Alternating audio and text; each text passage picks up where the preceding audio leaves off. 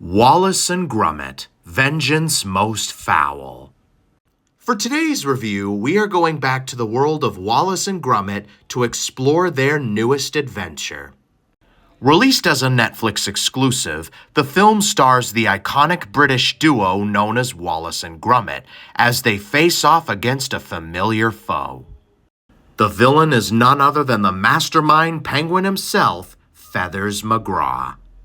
Feathers was last seen back in 1993 in the short called The Wrong Trousers. In the short, Feathers hacks into a mechanical pair of trousers and uses them to steal a diamond from a museum. But after the iconic chase scene with the toy train, Feathers is captured by Wallace and Gromit and put behind bars. And by that, I mean he's sent to the local zoo. In this film, Feathers escapes from prison and wants to steal the diamond again and get revenge on Wallace and Gromit.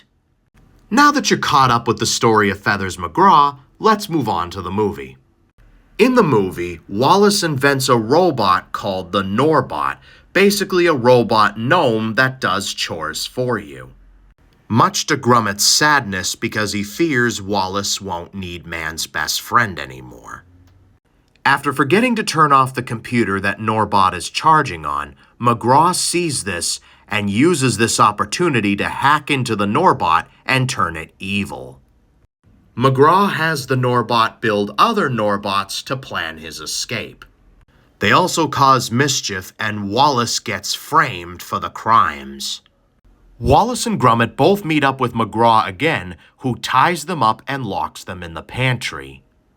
The sheriff of the town, the constable from Curse of the Were-Rabbit, thinks that Wallace is the mastermind behind it all.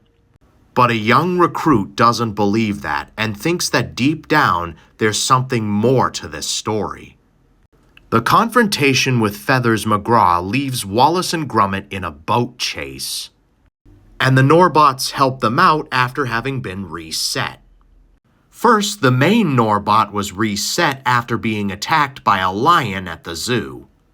The film ends with Feathers McGraw falling into a flatbed, thinking he's got the diamond. But Gromit pulls the old switcheroo, and now McGraw is leaving empty-handed. I love how the movie ends with Feathers McGraw riding on a real train. It's kind of a callback to the toy train from The Wrong Trousers. And that was Vengeance Most Fowl, and honestly, it was a lot of fun.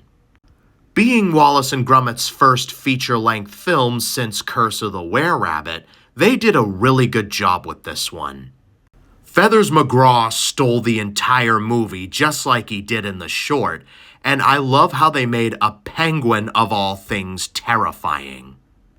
He is probably one of the most badass villains in movie history, and he doesn't have any dialogue, which I find very amazing.